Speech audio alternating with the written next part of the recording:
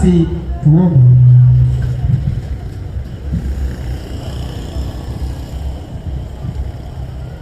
Tuombe. Tunakushukuru Baba yetu na Mungu wetu, asante kwa kipindi ambacho kimeweza kupita mbele yetu. Hakika tumeyasikia maneno yako ambayo unatamani tuweze kuyatii kwa ajili ya kupata uzima wa milele. Masaa na wakati huu katika kipindi hiki tena, sema na watoto wako wote wanaokwenda kusikia na yote ambayo yatakwenda kusikika, uwajalie kuyatenda na kuyaishi sawasawa na mapenzi yako. Neema yako iwe pamoja nasi. Tumeomba na kuamini ya kwamba utakwenda kutenda, ni kupitia jina la mwana wako mpendwa Yesu Kristo. Amina.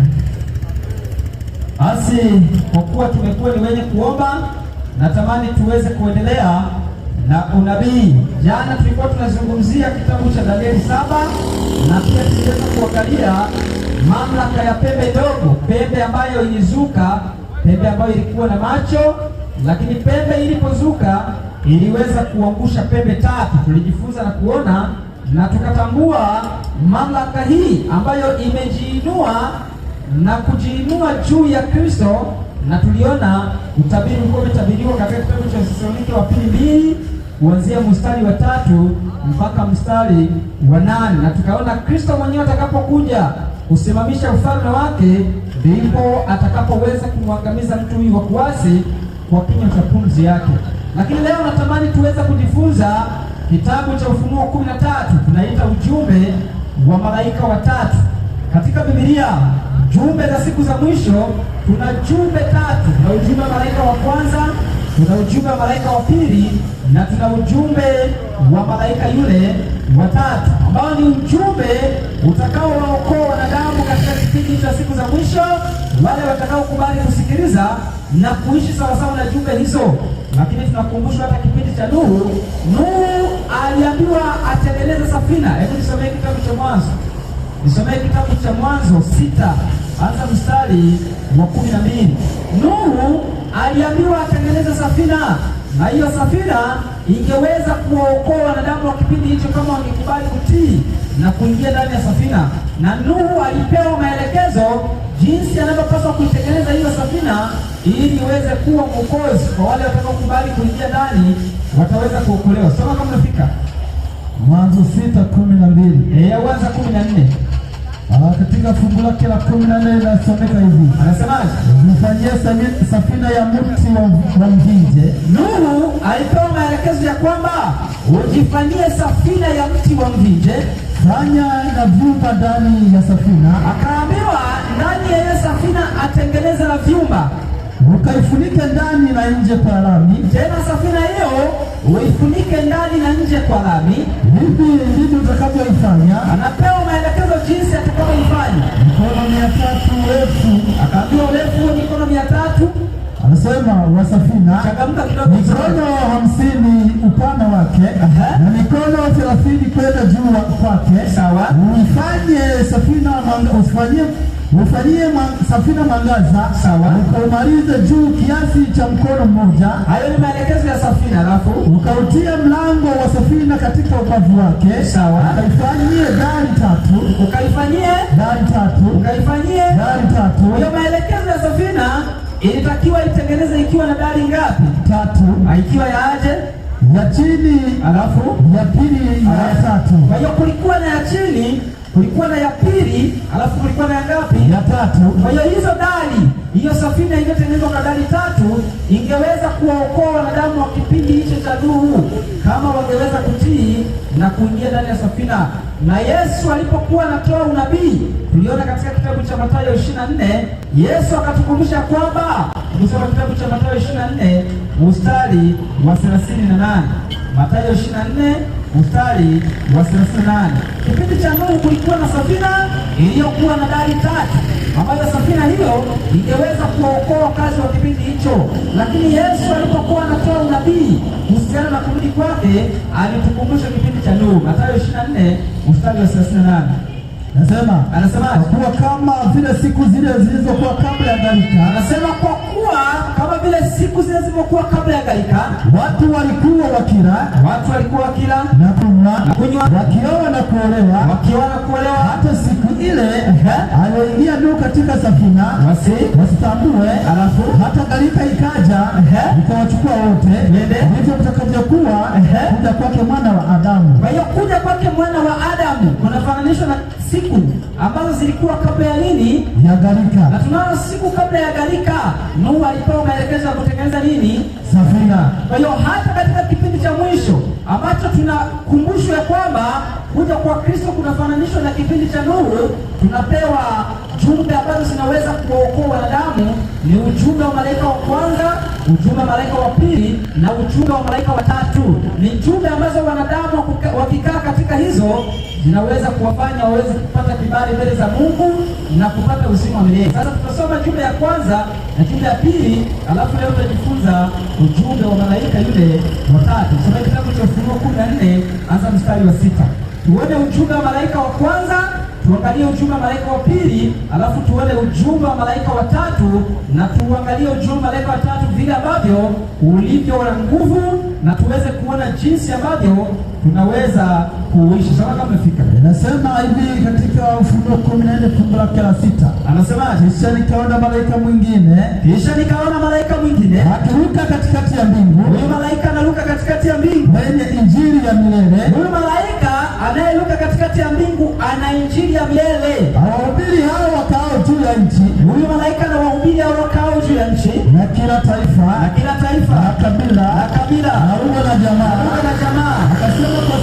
Akasema kwa sauti kuu, Cheni Mungu na kumtukuza, kwa maana saa ya hukumu yake imekuja. Mwigieni yeye aliyezifanya mbingu na nchi, na bahari, na chemchemi za maji. Kwa hiyo ujumbe wa malaika wa kwanza unawatangazia watu kuhusiana na habari ya injili ya milele. Tunapozungumza injili, soma kitabu cha Warumi 1 na ule mstari wa 16. Injili ya milele, ujumbe wa malaika wa kwanza umebeba injili ya milele, ambayo injili hii inapaswa kuhubiriwa katika ulimwengu mzima. Lugha, taifa, kabila na jamaa waweze kuhubiriwa injili ya milele. Nini maana ya injili? Warumi 1:16. Warumi 1:16. Barikiwa. Kwa maana siionei haya injili, kwa sababu ya injili ni uwezo wa Mungu uletao wokovu. Kwa hiyo kumbe injili ni uwezo wa Mungu uletao nini? Wokovu. Kwa hiyo ulimwengu mzima unapaswa kuhubiriwa injili ambayo ni uwezo wa Mungu uletao nini? Wokovu. Kwa kila aaminie, kwa Myahudi kwanza na kwa Myunani pia. Kwa hiyo kumbe injili ni uwezo wa Mungu uletao wokovu kwa kila kwa kila aaminie. Kwa hiyo yule atakayekubali kusikia injili ambayo inahubiriwa inaweza kumletea wokovu. Hii injili inayohubiriwa ni habari gani? Someni kitabu cha Yohana 3 na ule mstari wa 36. Yohana 3:36. Usoma 16 kwanza. Yohana 3 inasema, anasemaje? Kwa maana jinsi hii Mungu aliupenda ulimwengu, hata akamtoa mwanawe pekee, kila mtu amwaminie asipotee, bali awe na uzima wa milele. Kwa hiyo tunaona injili katika kitabu cha Warumi 1:16. Injili ni uwezo wa Mungu uletao wokovu kwa kila aaminie. Lakini tunaona injili kumbe ni habari za Yesu Kristo. Anasema kwa maana sionei haya injili, kwa sababu ni uwezo wa Mungu uletao wokovu. Lakini tunasoma Yohana 3:16 anasema, kwa maana jinsi hii Mungu aliupenda ulimwengu hata akamtoa mwanae pekee, ili kila amwaminie asipotee, bali awe na uzima wa milele. Kwa hiyo tunapozungumzia injili tunazungumzia habari za Yesu Kristo. Soma kitabu cha Matendo ya Mitume 8 mstari wa 12. Injili ni habari za Yesu. Habari za Yesu tangu wapi? Tangu kabla ulimwengu kuwako, akiwa pamoja na Baba yake, kukubali kutoa asili ya mwanadamu, akafa msalabani kwa ajili yetu, ili mimi na wewe tuweze kuhesabiwa haki. Lakini akakubali kupaa kwenda kuwa mwombezi, akitupatanisha sisi na Baba yake, ili kupitia upatanisho huo tuweze kukubalika mbele za Mungu na kuonekana tunastahili kupata uzima wa milele. Kwa hiyo injili ni habari njema za ufalme wa Mungu, au habari njema za Yesu Kristo. Sawa kama umefika? katika Matendo ya Mitume 8:12 nasema 8:12 Matendo ya Mitume nasema twende. lakini walipomwamini Filipo akizihubiri habari njema za ufalme wa Mungu, habari njema za ufalme wa Mungu, alafu na jina lake Yesu Kristo, wakabatizwa wanaume na wanawake. Asante. Kwa hiyo kumbe tunapozungumzia injili tunazungumzia habari njema za ufalme wa Mungu. Bwana Yesu asifiwe. Na wale watakaokubali kuziamini habari njema hizi za ufalme wa Mungu kupitia kwa mwana wake Yesu Kristo wanastahili kupata uzima milele. Kwa hiyo ujumbe wa malaika wa kwanza tunaona una injili ya milele, lakini ujumbe wa malaika wa kwanza pia unawaita watu wamsujudie yeye aliyeziumba mbingu na nchi. Leo wanadamu wameingia katika ibada ya kumsujudia yeye ambaye hakuziumba mbingu na nchi. Wanazungumzia Mungu wa utatu, Mungu mwenye nafsi tatu, Mungu Baba, Mungu Mwana, Mungu Roho. Huyo ndiye Mungu mmoja. Hakuna katika Biblia Mungu wa namna hiyo, na Mungu huyo hakuumba. Mungu aliyeumba ni Baba wa Bwana wetu Yesu Kristo kupitia kwa mwana wake Yesu Kristo. Lakini ujumbe wa malaika wa pili, kitabu cha Ufunuo 14 na ule mstari wa 8. Ufunuo 14 fungu lake la 8 linasema hivi: barikiwa. Kisha mwingine malaika wa pili akafuata. Malaika wa pili anafuata, anasemaje? Akisema, umeanguka Babeli. Kwa hiyo ujumbe wa malaika wa pili unatangaza anguko la Babeli. Anasema umeanguka Babeli, mji ule ulio mkubwa, maana ndio ulionyesha mataifa yote vinyo ya ghadhabu ya waasherati wake. Kwa hiyo ujumbe wa malaika wa pili unatangaza anguko la Babeli. Tunapozungumzia Babeli, kuna Babeli aina tatu. Kulikuwa na Babeli iliyojengwa na mfalme Nimrodi. Ukisoma katika kitabu cha Mwanzo 11 kuanzia Mwanzo 10 fungu la 8 mpaka la 10, tunajifunza Babeli hiyo ilianguka, na matokeo yake Babeli ya pili ikafuatia iliyojengwa na mfalme Nebukadneza. Ukisoma katika kitabu cha Danieli 4 na ule mstari wa 30, tuliweza kujifunza hapa Babeli hiyo pia ilianguka, na matokeo yake iliweza kuanguka na kuchukuliwa na Wamedi na Wajemi. Lakini kuna Babeli ya 4 ambayo Babeli hii ya tatu Babeli hii ya tatu inawakilisha mifumo ya ibada za uongo. Inaitwa Babeli. Mchanganyiko wa uongo na ukweli au machafuko ni Babeli. Kwa hiyo Babeli ya kwanza ilianguka, Babeli ya pili kaanguka. Sasa tuna Babeli ya tatu ambayo inazungumziwa katika kitabu cha Ufunuo 17 na ule mstari wa 5. Ufunuo 17:5. Sawa, kama umefika. Anasemaje? Anasema na katika kipaji cha uso wake, auanzia 3. Anasema hivi, akanichukua katika roho hata jangwani. Sikiliza, anasema akanichukua katika roho hata jangwani. Nikaona mwanamke ameketi juu ya mnyama mwekundu sana. Anasema akaona mwanamke, kwa wale walioko mbali sidhani kama wataona vizuri. Akaona mwanamke ameketi juu ya mnyama mwekundu sana. Anasemaje? Ameketi juu ya mnyama mwekundu sana. Anaendelea kusema akanichukua katika roho, ameketi juu ya mnyama mwekundu. Anasema akanichukua katika roho hata jangwani. Akanichukua katika roho, sio taratibu. Akanichukua katika roho hata jangwani. Nikaona mwanamke ameketi juu ya mnyama mwekundu sana, alafu mwenye kujaa majina ya makufuru, sawa, mwenye vichwa 7, alafu na pembe 10. Na mwanamke yule alikuwa amevikwa nguo ya rangi ya zambarau, alafu nyekundu, amepambwa kwa dhahabu, ndio, na kito cha thamani na lulu. Naye alikuwa na kikombe cha dhahabu mkononi mwake, sawa, kikojewa na machukizo na machafu ya uasherati wake, alafu na katika kipaji cha uso wake. Sasa soma taratibu hapo. Anasema na katika kipaji cha uso wake alikuwa na jina limeandikwaje? Asili, Babeli mkuu, mama wa makahaba na machukizo ya nchi. Kwa hiyo Babeli mkuu anazungumziwa katika kitabu cha Ufunuo 17 kuanzia mstari wa 3 mpaka wa 5. Anazungumziwa ni kama mwanamke aliyeketi juu ya mnyama mwekundu. Bwana Yesu asifiwe. Amina. Tumeambiwa mwanamke huyo ni Babeli. tunapojifunza mwanamke katika unabii, Bwana asifiwe. Amen. Katika unabii mwanamke anawakilisha kanisa la Mungu. Hebu nisomee kitabu cha Efeso 5 mstari wa 23. Inasomeka hivi, wa Efeso 5:23. Anasemaje? Neno la Mungu linasema, anasema kwa maana mume ni kichwa cha mkewe, endelea tu, kama Kristo naye ni kichwa cha kanisa. Sawa. Nenda kusema yeye ni mwokozi wa mwili. Sawa. Lakini kama vile kanisa limtiivyo Kristo, na anasema vivyo hivyo wake nao watii waume zao katika kila jambo. Endelea tu. Fungu lake la 25. Anasemaje? Enyi waume, sikiliza, enyi waume wapendeni wake zenu. Enyi waume wapendeni wake zenu kama Kristo naye alivyolipenda kanisa. Kama Kristo naye alivyolipenda kanisa, akajitoa kwake, akajitoa kwa ajili yake. Asante. Kwa hiyo kumbe mwanaume anaambiwa ampende mwanamke kama vile Kristo anavyolipenda kanisa. Bwana asifiwe. Amina. Kwa hiyo mwanamke anawakilishwa na kanisa, lakini mwanaume anawakilishwa na Kristo. Ndio maana ukisoma mstari wa 32 Paulo anajaribu kueleza, anasemaje? Katika mfano wa mwanaume kumpenda mwanamke. Mstari wa 32 anatumisha, anasema siri hiyo ni kubwa. Kwa hiyo siri ya kuzungumzia mwanaume kumpenda mwanamke na mwanamke kumtii mwanaume, anasema siri hiyo ni kubwa, ila mimi nanena habari ya Kristo na kanisa. Bwana asifiwe. Amina. Kwa hiyo kumbe kanisa linapaswa kumtii Kristo. Bwana asifiwe. Amen. Kama vile Kristo anavyolipenda kanisa. Kwa hiyo tolea mfano wa mwanamke na mwanaume. Lakini pia kitabu cha Wakorinto wa pili 11. Wakorinto wa pili 11 mstari wa 2. Wakorinto wa pili 11 fungu lake la 2. Tueleze Babeli, alafu tukimbie katika ujumbe malaika watatu.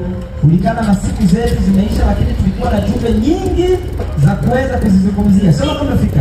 Maana anaonea Mungu. Maana anaonea Mungu. Wivu wa Mungu. Wivu wa Mungu. Kwa kuwa naliwaposea mume mmoja. Naliwaposea mume mmoja. Ili nimletee Kristo bikira safi. Kwa hiyo kumbe kanisa la Mungu linawakilishwa na mwanamke bikira safi. Alafu Kristo anawakilishwa na mwanaume. Kwa hiyo tunaambiwa kanisa hili, maana mwanamke ni kanisa. Huyu mwanamke aliyeketi juu ya mnyama mwekundu, tukijifunza mnyama anawakilisha serikali. Bwana asifiwe. Amen. Tulisoma kitabu cha Danieli 7 mstari wa 17, lakini tukasoma Danieli 7 mstari wa 23. Tunapozungumzia mnyama tunazungumzia serikali. Kwa hiyo hili kanisa ambalo ni kahaba, imekuwa kahaba kwa sababu gani? Limeshindwa kutulia na mume mmoja. Mume ni Kristo. Ilipaswa lipate mafundisho kutoka kwa Kristo, ilipaswa lipate tabia kutoka kwa Kristo, lakini ni kanisa linaloongoza serikali. Bwana asifiwe. Yaani ni kanisa linaloongoza serikali, maana mnyama anawakilisha serikali au anawakilisha ufalme na mwanamke anawakilisha kanisa. Kwa hiyo kanisa hili linaongoza serikali, na kwa sababu linaongoza serikali na Mungu amewatenga watu wake, hawawezi kuwa na mshikamano na serikali. Tuliweza kuona jana kwa ufupi, tuliweza kuona katika kitabu cha Mathayo 21 na ule mstari wa 20. Tunaona ya kwamba dini na serikali ni vitu ambavyo Mungu alivitayarisha. Hata Kristo alipokuwa katika ulimwengu aliweza kuvitenga. Kaisari mpeni Kaisari, vya Mungu mpeni Mungu. Ni vitu viwili ambavyo vinapaswa kuwa tofauti. Kwa hiyo kumbe Babeli inazungumziwa ni mifumo ya ibada yote ambazo ibada za uongo zinazungumziwa kama Babeli, na mwalimu ametuambia katika kitabu cha Ufunuo 18 mstari wa 4 kwamba watu wanapaswa wakimbie kutoka Babeli. Kuna muda kukimbia katika ujumbe wa malaika watatu. Kuna kitabu cha Ufunuo 14 na ule mstari wa 9. Na hapo sasa ndipo tutakaa kwa ajili ya kujifunza zaidi. Sema kama umefika. Ufunuo 14:9. Na mwingine malaika watatu. Kwa hiyo ujumbe wa malaika watatu, anasema mwingine malaika watatu akafuata akisema kwa sauti kuu, watu wa Mungu, hapa ndipo mnapaswa msikilize. Bwana asifiwe. Amina. Wewe hata kutakuwa ni Muislamu, uwe si mlokole, uwe si mtu gani, unapaswa usikilize ili uweze kuelewa. Bwana asifiwe. Amina. Na kama utakuwa na swali, kama kawaida yetu tunaruhusu mtu anakuja pale anafanya research. Sasa kwamba watu wanaogopa, sasa hiyo ndio inanishangaza. Soma anasemaje? Anaenda kusema mtu anasema hivi, na mwingine malaika watatu, akafuata akisema kwa sauti kuu, akisemaje? Mtu awaye yote akimsujudu huyo mnyama na sanamu yake.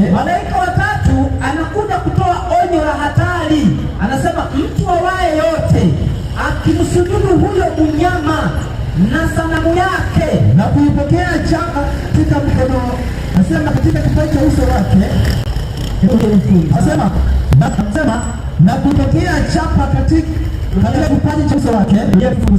Anasema na mwingine malaika watatu akafuata akisema kwa sauti kuu, akawafuata wale wawili waliotangulia akisema kwa sauti kuu, mtu awaye yote akimsujudia huyo mnyama na sanamu yake, na kuipokea chapa katika kipaji cha uso wake, tena akaipokea chapa ya huyo mnyama katika kipaji cha uso wake au katika mkono wake, yeye naye mtu wa namna hiyo atakunywa katika mvinyo ya ghadhabu ya Mungu, uliotengenezwa pasipo kuchanganywa na maji. Kwa hiyo kumbe mtu yeyote atakubali kumsujudia yule mnyama na sanamu yake na kuipokea chapa katika kipaji cha uso wake au katika mkono wake atakunywa katika mvinyo wa ghadhabu ya Mungu iliyotengenezwa pasipo kuchanganywa na nini? Na maji. Sasa nikuulize, ulishawahi kusikia yule mnyama akielezwa hapo unafanya ibada? Lazima utambue mnyama huyu. Bwana Yesu asifiwe. Amen. Maana mnyama huyu wale watakao kusujudia hawataweza kuepuka ghadhabu ya Mungu. Na ghadhabu ya Mungu hiyo ni ipi? Someni kitabu cha Ufunuo 16 anza mstari wa kwanza. Ghadhabu ya Mungu ni kitu ambacho Mungu anatamani wanadamu tujiepushe. Mungu anatamani kumghadhabisha wanadamu au kumwadhibu wanadamu, lakini kwa sababu wanadamu atakataa kuishi sasa na mapenzi ya Mungu, hataweza kukiuka adhabu au ghadhabu ambayo Mungu alimweka kwa wanadamu. Kuna mnyama ambaye tunaambiwa tusimsujudie wala kupokea chapa. Soma kama umefika tuone ghadhabu ya Mungu hiyo ni ipi. Ufunuo 16 fungu lake la kwanza. Anasema nikasikia sauti kuu kutoka hekaluni, nikiwaambia wale malaika saba,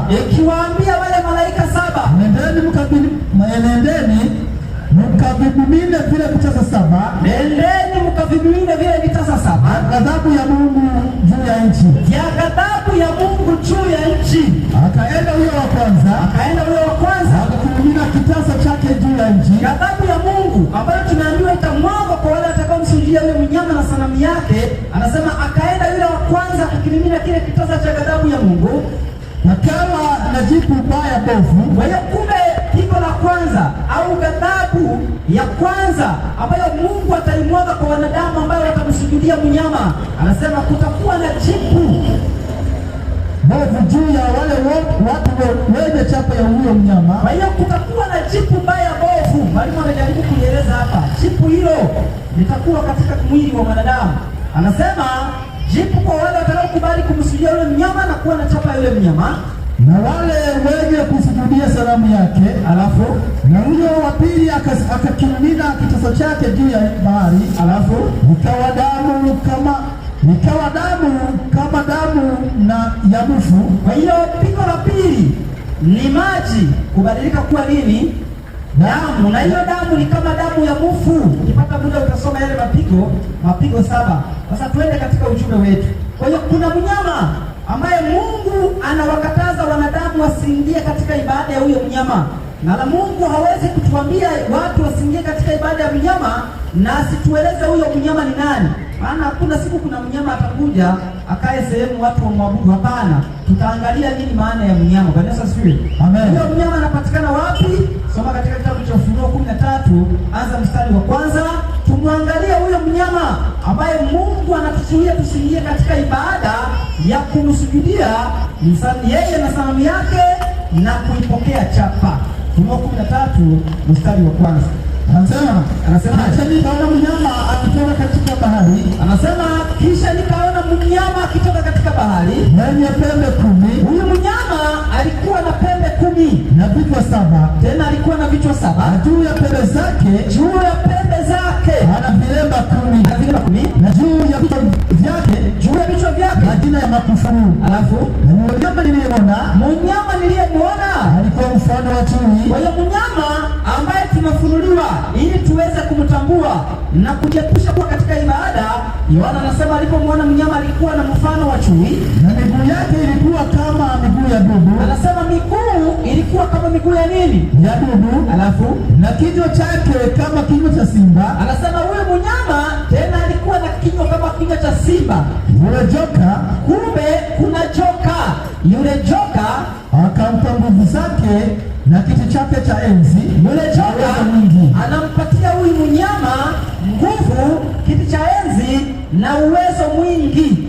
Nikaona kimoja cha vichwa vyake kana kwamba kimetoa jeraha mauti. Yohana alipokuwa anaona huyu, aliona kimoja cha vichwa vyake kana kwamba kimetoa jeraha mauti. Na pigo lake la mauti likapona. Pigo la mauti lake likapona. Dunia yote ikamstajabia mnyama yule. Anasema kisha dunia yote ikamstajabia mnyama yule. Wakamsujudu yule joka.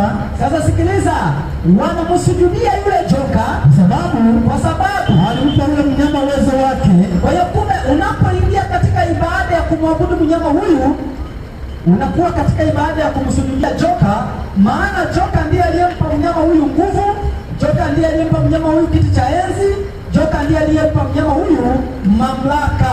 Ndio maana tumeona Mungu anakataza wanadamu wasijiingize katika ibada ya kumsujudia mnyama huyu, kwa sababu nyuma ya huyu mnyama kuna shetani anapelekewa ibada, kuna joka anapelekewa ibada. Bwana asifiwe. Amen. Sasa tuanze kuangalia taratibu. Kwanza, Yohana anasema ya kwamba alimuona mnyama na huyu mnyama anatoka katika bahari. Bwana asifiwe. Amen. Nini maana ya mnyama katika unabii? Lazima tuweze kurudia. Na huyu mnyama anaonekana na mfano wa chui, na huyu mnyama anaonekana na kinywa cha simba, na huyu mnyama anaonekana na miguu ya dubu. Nini maana ya mnyama? Nisomee kitabu cha Danieli 7 na ule mstari wa 23. Danieli 7 na ule mstari wa 23. Danieli 7:23 anasemaje? Katika Danieli 7:23 neno la Mungu linasema, barikiwa. Na 23 nasema akanena hivi, huyo mnyama wa nne atakuwa ni ufalme wa nne juu ya dunia. Kwa hiyo kumbe mnyama anawakilisha ufalme au utawala au mamlaka. Bwana asifiwe. Amen. Kwa hiyo kumbe Yohana alipoona mnyama akitoka katika bahari, Yohana aliona ufalme, aliona utawala, aliona mamlaka ikitoka katika bahari. Na mamlaka hii, kwa sababu tumejua mnyama ni mamlaka, tumejua mnyama ni ufalme, tumejua mnyama ni utawala. Kwa hiyo Mungu alipokuwa anazungumzia watu wasimsujudie mnyama, kumbe kuna ufalme, kuna utawala ambao utaingilia mambo ya ibada ya Mungu, na Mungu anawazuia watu wasiingie katika ibada ya ufalme huo. Maana tumeona mnyama maana yake ni ufalme, lakini huyu mnyama anaonekana akitoka katika bahari. Msomee kitabu cha Isaya 17 na ule mstari wa 12. Nini maana ya bahari ambayo mnyama huyu? Tumeona mnyama ni ufalme au mnyama ni mamlaka, za ukasema ni serikali inatoka katika bahari. Nini maana ya bahari? Ufunuo Isaya 17 na ule mstari wa 12. Katika Isaya 17:12 nasomeka, uvumi wa watu wengi wanavuma kama uvumi wa bahari. Anasema uvumi wa watu wengi wanavuma kama uvumi wa nini? Wa bahari. Kwa hiyo tunapozungumzia bahari tunazungumzia watu wengi. Endelea andiko. Anasema ngurumo ya mataifa wananguruma kama ngurumo ya maji mengi. Kwa hiyo kumbe tunapozungumzia bahari tunazungumzia watu wengi. Tunapozungumzia bahari tunazungumzia mataifa. Kwa hiyo Yohana alipokuwa akimuona huyu mnyama, na tunaona maana ya mnyama ni serikali, maana mnyama ni utawala, maana ya mnyama ni ufalme. Aliona ufalme au mamlaka au serikali ikiinuka kutoka kwa watu wengi au ikiinuka kutoka kwa mataifa. Lazima tujue hii ni serikali gani, lazima tujue hii ni mamlaka gani ambayo inawakilishwa na huyu mnyama. Na mamlaka hii wanadamu wamezuiwa wasiingie katika ibada ya kusujudu, ya kuisujudia, kwa sababu mnyama huyu nguvu, mamlaka yote na kiti cha enzi amepewa na yule joka. Anasema mnyama huyo tumeweza kumjua ya kwamba mnyama anawakilisha serikali. Bahari anayotoka tumeweza kutambua inawakilisha watu wengi au mataifa, lakini mnyama huyo tumeambiwa alikuwa na mwili wa chui, na tuliweza kujifunza katika katika kitabu cha Danieli 7 tukaona chui anawakilisha utawala wa Yunani. Yesu asifiwe. Amen. Lakini tukaona huyu mnyama ana miguu ya dubu, na tuliona dubu anawakilisha Wamedi na Wajemi. Lakini tukaona mnyama huyu ana kinywa cha simba. Simba alikuwa anawakilisha utawala wa Babeli. Lakini tukaja kuona mnyama wa kutisha alikuwa na pembe 10. Baada tukaambiwa katika mnyama huyu ana pembe 10 na ana vichwa 7. Bwana Yesu asifiwe. Amen. Na tuliona baada ya hii pembe ndogo kuzuka katika huyu mnyama zilibaki pembe ngapi? 7. Lakini kuna pembe moja iliyozuka ikang'oa zile pembe ngapi? 3. Bwana Yesu asifiwe. Amen. Sasa tusome kitabu cha Danieli 7 na ule mstari wa 12. Tupate historia ambayo tunaelezwa kwamba falme hizi ambazo tuliziona katika kitabu cha Danieli 7, licha ya kwamba zilinyang'anywa mamlaka, lakini maisha yao yalidumishwa. Soma kama umefika. Danieli 7:12 anasemaje? Nasomeka hivi. Na kwa habari ya anasema na kwa habari za wale wanyama wanne, anasema kwa habari za wale wanyama wanne tuliona maana mnyama ni ufalme au utawala. Tuliweza kuona anaenda kusema, anasemaje? Walinyang'anywa mamlaka yao kama watawala, walakini maisha yao yalidumishwa kwa wakati na majira. Kwa hiyo kumbe, licha ya kwamba walinyang'anywa utawala, lakini maisha yao au tabia zao zilidumishwa, zinakuja kudumishwa katika mnyama huyu wa Ufunuo 13 ambaye tunaona ni mamlaka, tunaona ni serikali. Kwa hiyo katika serikali hii au katika ufalme huu au katika mamlaka hii, tabia za wale wanyama waliopita zitaendelezwa huku. Tulijifunza simba walikuwa na Babeli, walikuwa na ibada ya miungu. Mfalme Nebukadneza alisimamisha sanamu, akataka watu waiabudu. Kwa hiyo katika mnyama huyu ibada ya sanamu itakuwa ikiendelea. Bwana Yesu asifiwe. Amen. Lakini tunaona kulikuwa na Wamedi na Wajemi. Wamedi na Wajemi walikuwa na sheria isiyobadilika. Ukitaka kuwatambua, soma kitabu cha Danieli 6 anzia mstari wa 10 na kuendelea. Utaona baada ya Danieli kuambia mwabudu mfalme siku 30, alipokataa wakasema Wamedi na Wajemi sheria yao ibadiliki, na walimtuma katika tundu ambalo lilikuwa ni la simba. Lakini pia Wayunani tunawatambua, Wayunani walikuwa ni watu wenye elimu. Bwana Yesu asifiwe. Amen. Na kuna wanafalsafa wakubwa ambao ni wa Kiyunani. Kuna wakina Aristotle, kuna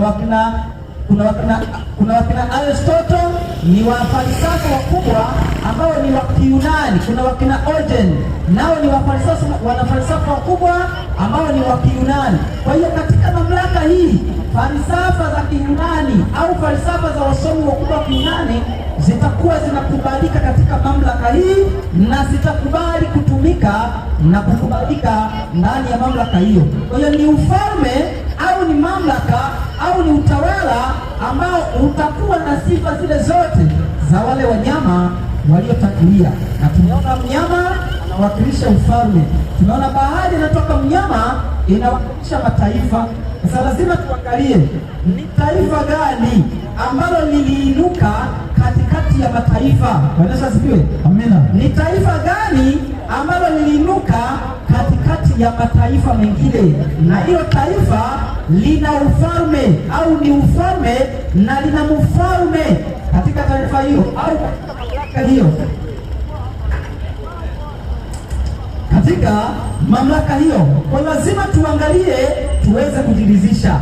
Rudi katika kitabu cha Ufunuo 13. Rudi katika kitabu cha Ufunuo 13, anza mstari ule wa 2. Tuangalie sifa zingine, alafu tuangalie mnyama. Ufunuo 13:2 nasema, na yule mnyama niliyemwona alikuwa mfano wa chui. Anasema na yule mnyama niliyemwona alikuwa mfano wa chui, na miguu yake ilikuwa kama miguu ya dubu. Anasema miguu ilikuwa kama miguu ya dubu, na kinywa chake kama kinywa cha simba. Alafu yule joka akampa nguvu zake, na kiti chake cha enzi, alafu na uwezo mwingi. Kwa hiyo kumbe nguvu, mamlaka, kiti, mnyama huyo anapewa na joka. Sasa huyo joka ni nani ambaye anampatia mnyama huyu? Na tunaona mnyama ni mamlaka au ni ufalme, lakini kuna joka anayempatia mnyama huyu mamlaka, kiti cha enzi na nguvu nyingi. Soma katika kitabu cha Ufunuo 12 na ule mstari wa 9. Ni nyoka au joka ni nani anayempatia mnyama huyu mamlaka na nguvu na kiti cha enzi. Katika Ufunuo 12 fungu lake la 9 anasema yule joka akatupwa, yule mkubwa nyoka wa zamani, aitwaye Ibilisi na Shetani. Kwa hiyo kumbe huyu mnyama au huyu utawala au hii mamlaka itakuwa inapokea kiti cha enzi, itakuwa ilipokea nguvu, itakuwa ilipokea mamlaka kutoka kwa yule joka, ambayo tunaambia joka ni nani? Ibilisi na Shetani. Kwa maana Mungu anakataza wanadamu wasiingie katika ibada ya huyu mnyama, maana wakiingia katika ibada hii watakunywa mvinyo wa ghadhabu ya Mungu iliyotengenezwa pasipo kuchanganywa na maji. Sasa lazima tuangalie ni utawala gani, ni ufalme gani. Sifa ya kwanza, uliinuka katikati ya mataifa. Kwa hiyo kulikuwa na mataifa mengine, lakini wenyewe ukaja ukainuka, na ulipoinuka ukachukua mamlaka. Bwana Yesu asifiwe. Amen. Alafu tuangalie sifa zingine za kutufanya tutambue hii mamlaka. Sasa nisomee kitabu cha Ufunuo 13, tuanze kuangalia sifa. Ufunuo 13 mstari wa 5.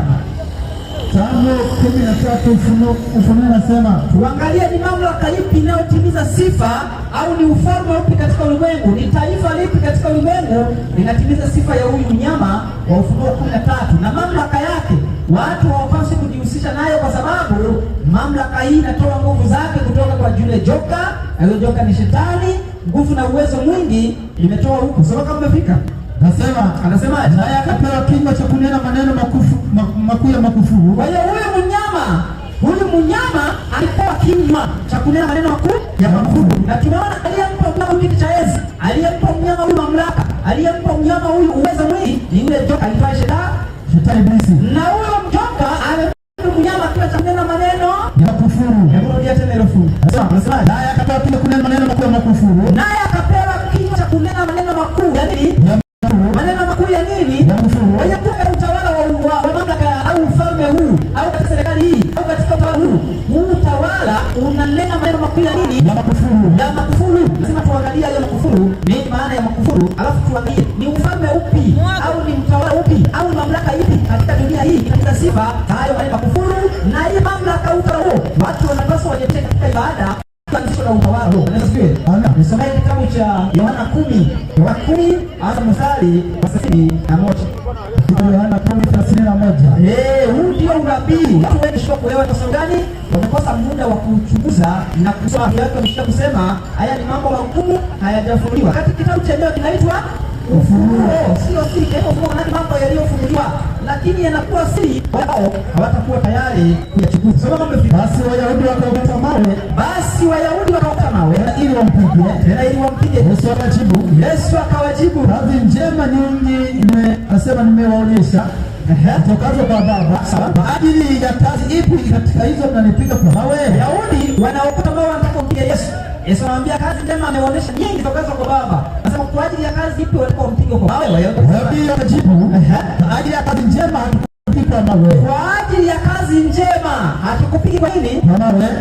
Bali kwa kukufuru. Kwa sababu wewe uliye mwanadamu,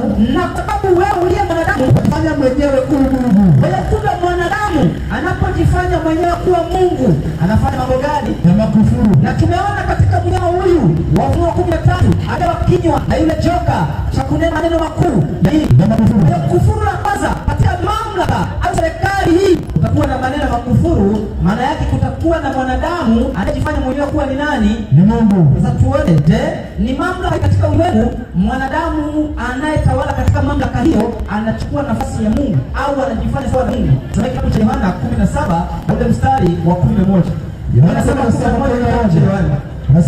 Anasemaje? Wala mimi simo tena ulimwenguni. Sikiliza, maneno haya anayasema Yesu akiwa anawaombea wanafunzi wake. Anasema ya kwamba wala mimi simo tena ulimwenguni, lakini hao wamo ulimwenguni. Anasema lakini hao wanafunzi wamo ulimwenguni, nami naja kwako. Yesu anasema nami naja kwako Baba mtakatifu, nami naja kwako Baba mtakatifu, kwa jina lako ulilonipa. Kwa hiyo Yesu anaahidi ya kwamba anapoombea wanafunzi anamaliza anasema ya kwamba nami naja kwako Baba mtakatifu. Kwa hiyo kumbe Baba mtakatifu anaishi wapi? Mbinguni. Na anasema kwa jina lako nilofanya aliyenipa. Kwa hiyo kumbe Mungu anatambulikana kama kuwa Baba Mtakatifu. Na Yesu alipokuwa ulimwenguni aliwazuia watu wasimwite mwanadamu yoyote baba.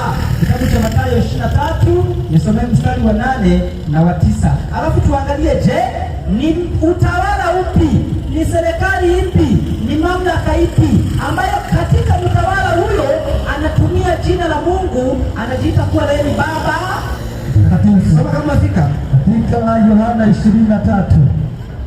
Mathayo 23 mstari wa 8 na wa 9. Nasomeka hivi. Anasemaje? Anasema, bali ninyi msiitwe Rabi. Sawa.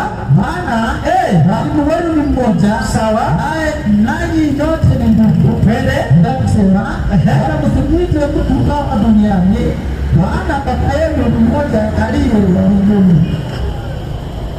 Ndiye sasa mstari wa 9. Anasema hivi. Anasemaje? Wala msimuite mtu baba duniani. Yesu alipokuwa katika ulimwengu alisema ya kwamba wala msimuite mtu baba duniani, bali maana baba yenu ni mmoja aliye wa mbinguni. Kwa hiyo kumbe baba yetu katika ulimwengu tunaambiwa ni mmoja aliye wapi?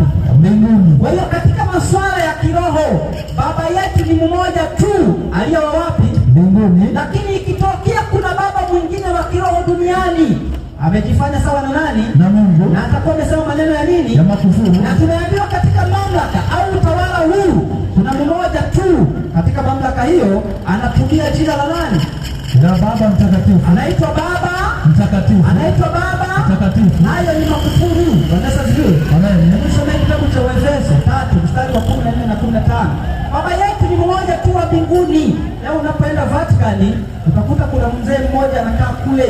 Isaya anapozungumza katika kitabu cha Isaya Isaya 8 mstari wa 19, Isaya 9:15 anamuita ni mzee mwenye kuheshimiwa. Watu wanapiga magoti na wanamuita kuwa ni Baba Mtakatifu. Lakini Yesu anasema wala msimuite mtu baba wapi? Duniani. Baba yetu ni mmoja tu aliye wapi? Mbinguni. Hebu tumsikilize na Paulo pia anatuambiaje. Je, tuna baba wawili au tuna baba mmoja? Soma kama umefika. Katika Efeso 3:14 anasemaje? Kwa hiyo nampigia Baba magoti. Kwa hiyo nampigia Baba magoti ambaye jina lake Baba wote wa mbinguni na wa wapi? Na wa duniani unaitwa. Kwa hiyo kumbe yeye ni baba wa wapi? Wa mbinguni. Tena ni baba wa wapi? Wa duniani. Kwa hiyo hakuna duniani baba mwingine isipokuwa baba wa wapi? Wa mbinguni. Kwa hiyo katika dunia tuna mababa wa kimwili. Ukisoma kitabu cha Ibrania 12 kuanzia mstari wa 6, tuna mababa wa kimwili lakini pia tuna baba wa roho. Soma Ibrania 12 anza mstari wa 6. Si kwamba Yesu alikataza tusiite mababa zetu au waliomzaa baba. Kile ambacho Yesu alikizuia ni katika masuala ya imani, kusema kwamba huyo ni baba wa kiroho anatawala roho za watu wote. Hapana, baba wa roho zetu ni Mungu mwenyewe. Soma kama umefika. Katika Ibrania 12 fungu lake la 6. Twende. Anasema, maana yeye ambaye Bwana mpenda humrudi. Maana yeye ambaye Bwana mpenda humrudi. Naye umpiga kila mwana amkubalie. Tena anasema naye anampiga kila mwana amkubalie. Kwa ajili ya kurudiwa mastahimili. Ni kwa ajili ya kurudiwa tunastahimili. Mungu awatendee kama wana. Mungu anatutendea kama wana. Maana ni mwana yupi asiyerudiwa na babaye? Tunajaribu kukumbushwa kwamba ni mtoto gani anapokosea baba yake anashindwa kumrudi. Basi kama mkiwa hamuna kurudiwa, anasema kama kukiwa hakuna kurudiwa, yaani ni fungu la wote. Yaani mtoto anakosea baba yake anashindwa kumrudi. Kumrudi ni kumwadhibu. Anasema kama hakuna namna hiyo, unaweza hiyo. Amen. Ndipo umekuwa wana wa haramu nini? Teremka tu. Naendelea kusema. Anasema wala si wana wa halali. Twende. Na pamoja na hayo tulikuwa na baba zetu. Sikiliza hiyo pointi ndio nataka ikae vizuri katika akili. Anasema pamoja na hayo tulikuwa na baba zetu wa mwili. Kwa hiyo kumbe tuna baba wa mwili. Mimi naitwa Gaston Mariko, baba yangu ni Mariko. Bwana sifiwe. Amina. Baba yangu wa kimwili. Alafu teremka. Anaendelea kusema. Anasemaje? Nasema twende. Walioturudi nasi tukawastahi. Alafu basi si afadhali sana kujitia chini ya baba wa roho zetu, kujitia chini ya baba wa roho zetu na kufanyaje? Na kuishi. Na tumeambiwa baba wa roho zetu ni baba wa wapi? Wa mbinguni. Lakini leo kuna baba wa roho za wanadamu anaishi wapi? Vatican City. Hapana, watu wa Mungu. Kwa hiyo hii ni mamlaka ambayo imeinuka, na imeinuka inakwenda kinyume na maelekezo ya Mungu. Tusimuite mtu baba duniani, maana baba yetu anakaa mbinguni. Lakini tunaambiwa kwamba mamlaka hii inanena maneno ya makufuru, na tumeona kufuru la kwanza ni pale mwanadamu anapojifanya mwenyewe kuwa ni nani? Ni Mungu. Bwana asifiwe. Lakini Mungu anaabudiwa, tunakubaliana? Ndio. Lakini mwanadamu anaruhusiwa kuabudiwa? Hapana. Hebu nisomee kitabu cha Matendo ya Mitume, Matendo ya Mitume 10 mstari wa 25. Leo katika mamlaka hii, Bwana asifiwe. Amen. Wanasema Petro ndiye aliyekuwa papa wangapi? Wa kwanza. Sasa tuangalie huyu Petro aliyekuwa papa wa kwanza alipoabudiwa alikubali, na tuone, je, hii mamlaka kuabudiwa imetoa wapi? Soma kama umefika katika Matendo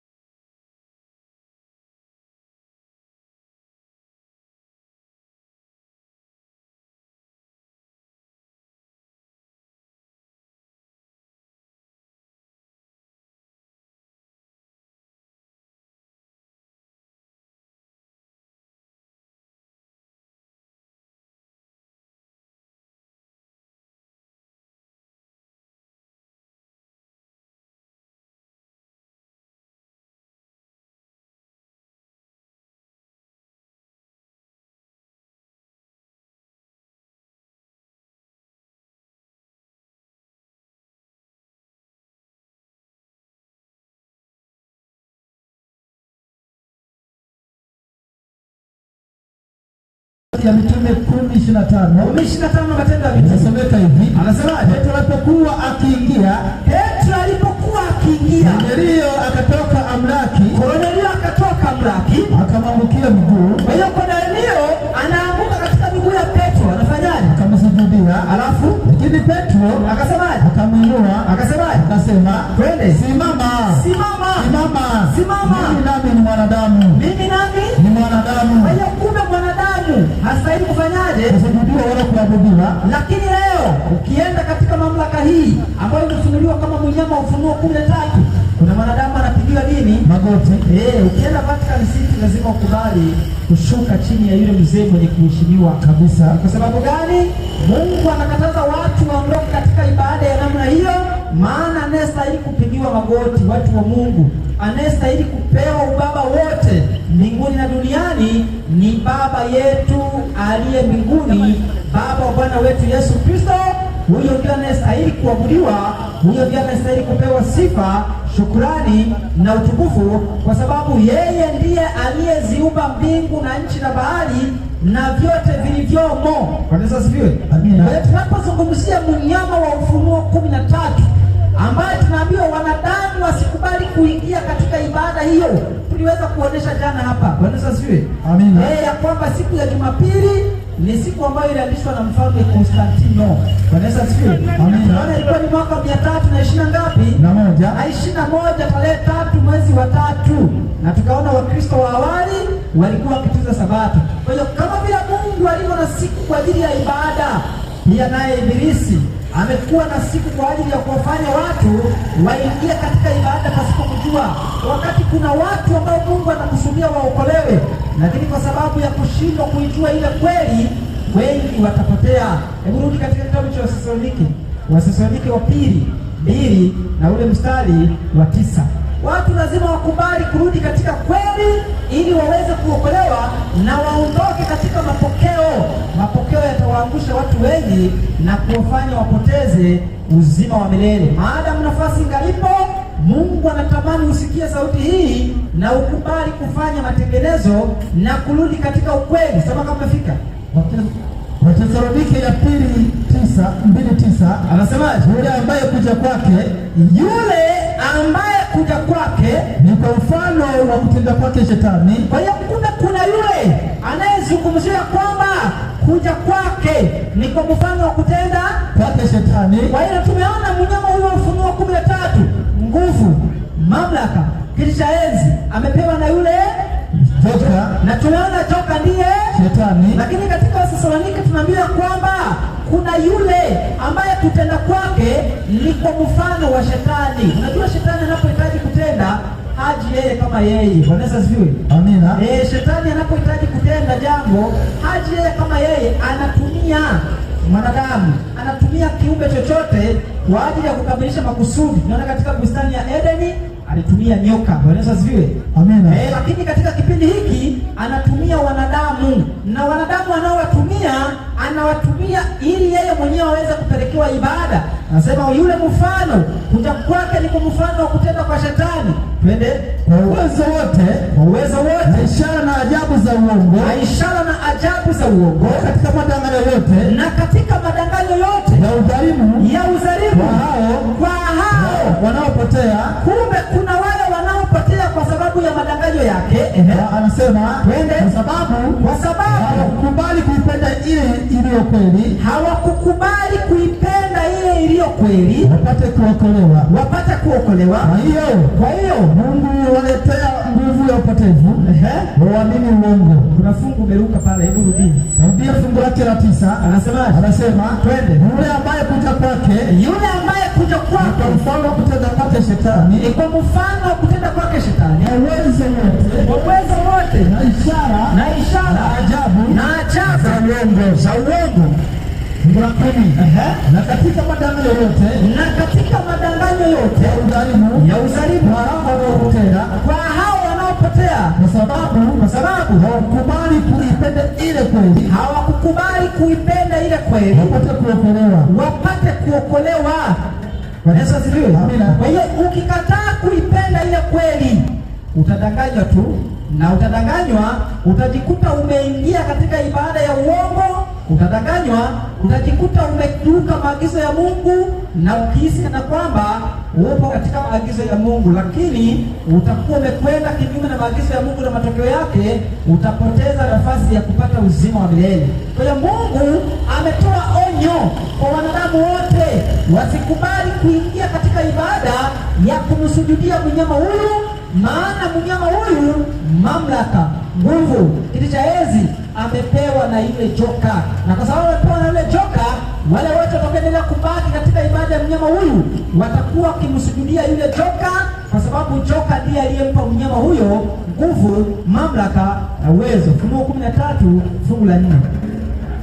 Ufunuo 13 fungu lake 13 kitabu cha Ufunuo. Wakamsujudu yule joka. Kwa hiyo kumbe ukiwa katika ibada ya mnyama huyu, anasema wakamsujudu yule joka kwa sababu alimpa huyo mnyama uwezo wake. Nao wakamsujudu yule mnyama wakisemaje? Nani afananaye na mnyama huyu? Tena ni nani awezaye kufanya vita naye? Asante. Kwa hiyo kumbe ukiingia katika ibada ya mnyama huyu, unakuwa nyuma yake unamsujudia joka, ambaye joka amempa mnyama huyu mamlaka na kiti cha nini? Cha enzi. Na tumeona huyu mnyama alipewa kinywa cha kunena maneno ya makufuru, na tumeona kufuru la kwanza ni pale mwanadamu anapojifanya kuwa yeye ni nani? Mungu. Na tukaona mwanadamu anapochukua sifa ya Mungu anahitaji kuabudiwa, si ndio? Kabisa. Tumeona ni mamlaka moja tu ambayo wanadamu wanasujudu mbele ya mwanadamu na kumpelekea ibada. Tunaweza sifiwe. Lakini tumeona jina, anasema Yesu, nami naja kwako Baba mtakatifu kwa jina lako ulionipa. Yesu alikuwa zungumuzi akinyosha mkono kwenda Vatican, au Yesu alikuwa zungumuzi akionyesha kwamba anaenda Vatican. Yesu alikuwa anazungumza kwenda kwa Baba mtakatifu ambaye ni Baba yetu aliye mbinguni. Amina. Lakini makufuru ya pili, Luka 5 anza mstari wa 20 au anza mstari wa 19 kabisa. Katika kitabu cha Luka 5:19 tuangalie sifa nyingine ambayo mamlaka hii inatimiza, na watu wa Mungu ambao bado wataendelea kukiuka na kubaki katika ibada ya huyu mnyama, ufalme huu, mamlaka hii watu wa Mungu, siku ile Yesu atakapokuja na kumwangamiza mnyama huyu, kuangamiza mamlaka hii kwa kinywa cha pumzi yake, na wale watakaokataa kurudi katika ukweli wa Mungu, kuna mapigo 7 tutayangalia. Soma kama umefika. Anasemaje? Basi wale waandishi na Mafarisayo wakaanza kuhojiana wakisema, ni nani huyu asemaye maneno ya kukufuru? Na tunaona mnyama huyu amepewa kinywa cha kunena maneno ya makufuru. Tunaangalia nini maana ya makufuru. Soma kama umefika. Anasemaje? Nani awezaye kusamehe dhambi? Ni nani awezaye kusamehe dhambi isipokuwa Mungu peke yake? Kwa hiyo kumbe ikitokea mwanadamu anasema anasamehe dhambi, anazungumza maneno ya nini? Ya makufuru. Na tunaambiwa mnyama huyu au mamlaka hii, serikali hii inanena maneno ya nini? Ya makufuru. Na tumeona makufuru ni pale mwanadamu anaposema na uwezo wa kusamehe nini? Dhambi. Si lazima tu wewe mwenyewe unaangalia ni mamlaka ipi katika ulimwengu. Amina. Japan wanasema unasamehe dhambi? Hapana. Ni China? Hapana. Ni Korea? Hapana. Ni wapi? Vatican City. Kule ndio kuna ndugu mmoja ambaye ndugu huyo anasema kwamba yeye anasamehe nini? Dhambi. Anasamehe dhambi na ameweka uwezo ule kwa wengine walio chini yake. Wanasema ya kwamba wana uwezo wa kumfanya mtu anasamehewa nini? Dhambi. Hiyo ni makufuru watu wa Mungu, na Mungu hapendezwi. Na ndio maana Mungu anatamani watu wajue.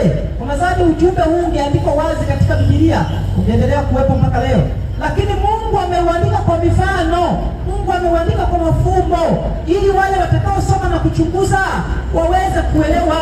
Lakini kwa sababu leo watu tumekuwa vivu wa kusoma, na matokeo yake tumeshindwa kuelewa, tumeendelea kubaki katika ibada za uongo chini ya mnyama huyu pasipo kujua watu wa Mungu.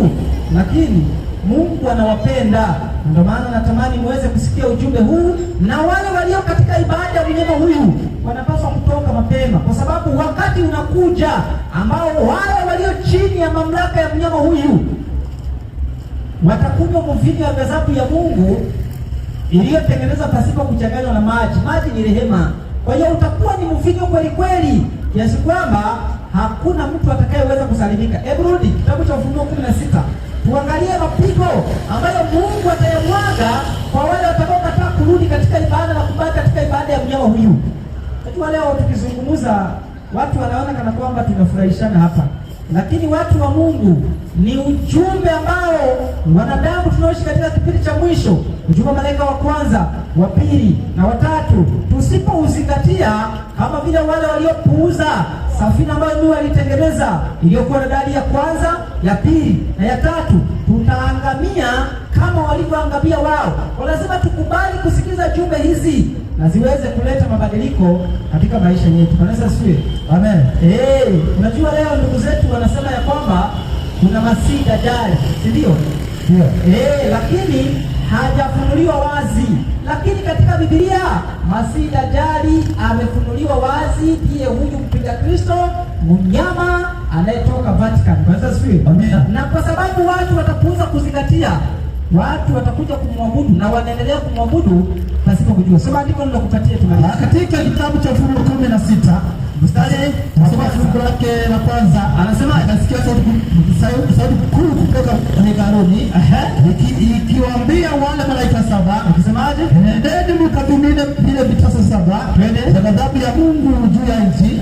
Akaenda huyo wa kwanza. Pigo la kwanza, sikiliza, wale watakaokataa kukaa katika mapenzi ya Mungu na maagizo yake. Pigo la kwanza anasema atakimimina kitasa chake juu ya nchi, akawa na jipu baya bovu juu ya wale watu wenye chapo ya huyo mnyama, alafu na wale wenye kusujudia sanamu yake.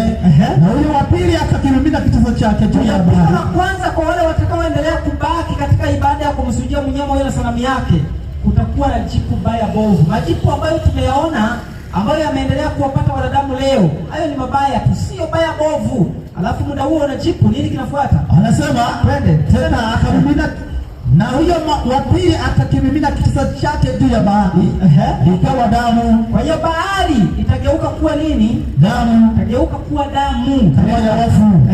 Na vitu vyote vyenye roho ya uhai vikafanyaje? Katika bahari vikafa. Alafu na huyo malaika na huyo watatu akafanyaje? Akimimina kitasa chake juu ya mito na chemchemi za maji, sawa, zikawa damu. Ndio. Nami nikamsikia malaika wa maji akisema, wewe u mwenye haki, teremka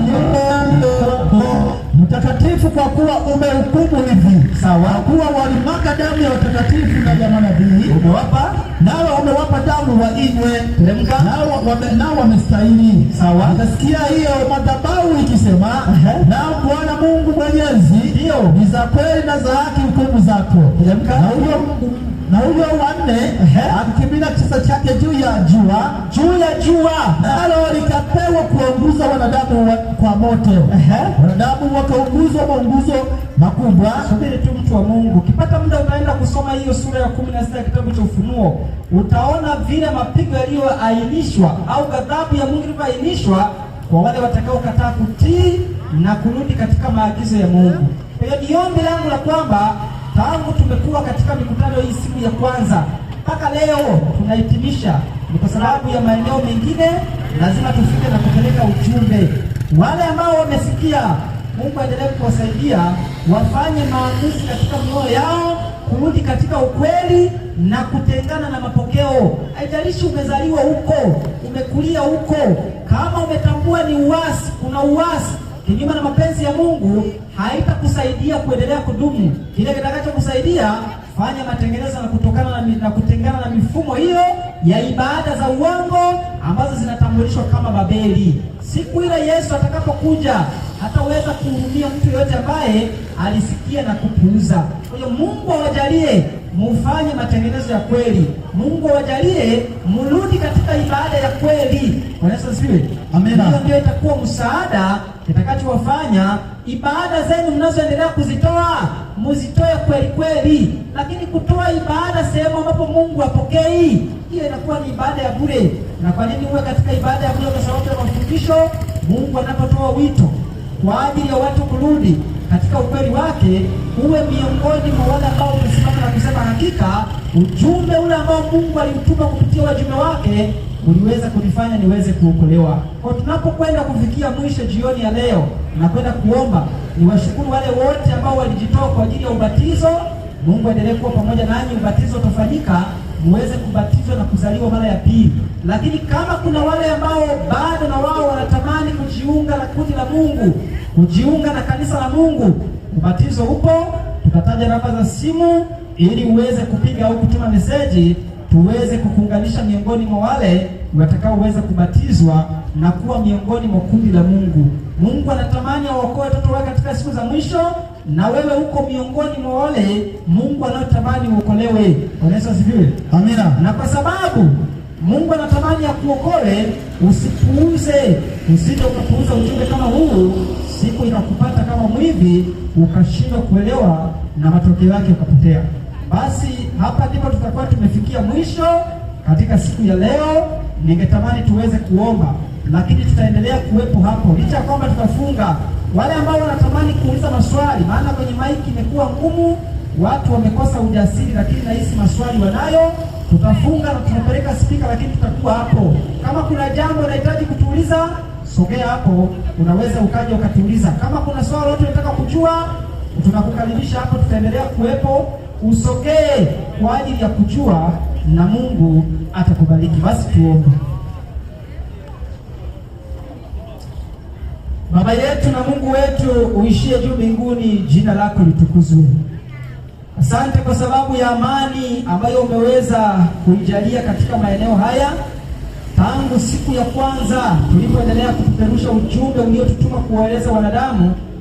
Tumekuwa waaminifu, hatujanena maneno kwa ajili ya kuwapendeza, bali tumezungumza maneno kwa ajili ya kuwaonya, na wao ni mashahidi. Maana tumesema yale maovu yanayotendeka ndani ya imani za watu, ambao kuna watoto wako wanaohitaji kuokolewa wakidanganywa na kupotoshwa. Lakini pia tumezungumza na wale ambao hawakuwa tayari kutii neno lako, na wao pia wameweza kusikia. tunaomba uwasaidie wote walio katika mifumo ya ibada ya uongo, lakini wale waliopo katika ulimwengu ambao bado hawajashirikisha na mifumo yote ya ibada, wasaidie ili waweze kuitii kweli yako na kuishi sawasawa na mapenzi yako. Zaidi ya yote, tunakabidhi wale wote wanaoishi katika maeneo haya ambao sauti hizi zimekuwa zikiwafikia, wale walio katika majumba yao, katika biashara zao, katika maeneo yoyote, na wale waliokuwa wakipita. Saidia mbegu hii Bwana ikaweze kuleta matunda katika maisha yao. Hakika nimeamini ya kwamba unawapenda wanadamu wote, maana sikutarajia kama siku moja ningesimama katika maeneo ya Ulambo Kitega Uchumi nikiyasema maneno haya, lakini kwa sababu ya upendo wa wanadamu uliowapenda maeneo haya, umeweza kuwafikishia ujumbe. Wasaidie wasio miongoni mwa wale watakaopotea kwa sababu ya kutokutii. Endelea kuwa pamoja na wao, ukiendelea kuwahimiza katika mioyo yao, licha ya kwamba tunaondoka na kwenda katika maeneo mengine, lakini tutaacha kazi katika maeneo haya. Saidia kanisa lako litakaloendelea kubaki na kusimama katika maeneo haya. Endelea kuwapatia ujuzi wa neno la kweli, na zaidi ya yote wale watakaotamani kuwa pamoja nasi, uwasaidie kuwa na ujasiri wa kujiunga na kundi hili kwa ajili ya kutangaza ukweli wako. Zaidi ya yote, tunakumbuka viongozi wa serikali katika maeneo haya kwa uhuru ambao umeweza kupatikana na nafasi na amani, kulinda amani katika maeneo haya. Neno lako limehubiriwa mpaka siku ya leo. Wale waliokwisha kujitoa, endelea kuwa pamoja nao. Saidia viongozi wa serikali, endelea kuwapatia hekima katika kuwaongoza wananchi ambao wako chini yao. Wape maarifa, wape hekima, ili amani iendelee kutawala, ili neno lako lizidi kuhubiriwa. Zaidi ya yote, wasaidie hata wale ambao wamekubali tusimame katika maeneo haya, wenye biashara, licha ya kwamba tunakinga biashara zao, lakini wamekuwa wazi kutupatia nafasi ili tuliseme neno lako. Endelea kuwabariki katika biashara zao, ili mkono wako endelee kuonekana. Hakika wakaseme ya kweli wale walikuwa ni watu wa Mungu ambao nafasi tuliweza kuwapatia na kuhubiri. Zaidi ya yote, endelea kutupatia afya na uzima, na sisi pia tunapoingia katika sabato takatifu, Bwana uwepo wako usitupungukie, uwe pamoja nasi. Nina mengi ya kuomba, lakini nashukuru kwa hayo machache, nikiamini kwamba utatenda. Jina lako litukuzwe, mapenzi yako yatimizwe, ni kupitia jina la mwana wako mpendwa Yesu Kristo. Amina. Amina. Basi watu wa Mungu, hapa ndipo tutakuwa tumefikia mwisho. Kama kuna mtu atahitaji mazungumzo, tutakuwa hapo, tunakukaribisha. Lakini tutataja namba ya simu ili wale ambao wataweza kutuma ujumbe au kupiga simu, unaweza ukatuma kwa namba hiyo 0760 10 45 57, 0760 10 45 57. Mungu awabariki, niwatakie sabato njema. Mungu awasaidie wale watakaofanya Bwana ili kuokolewa. Na usiku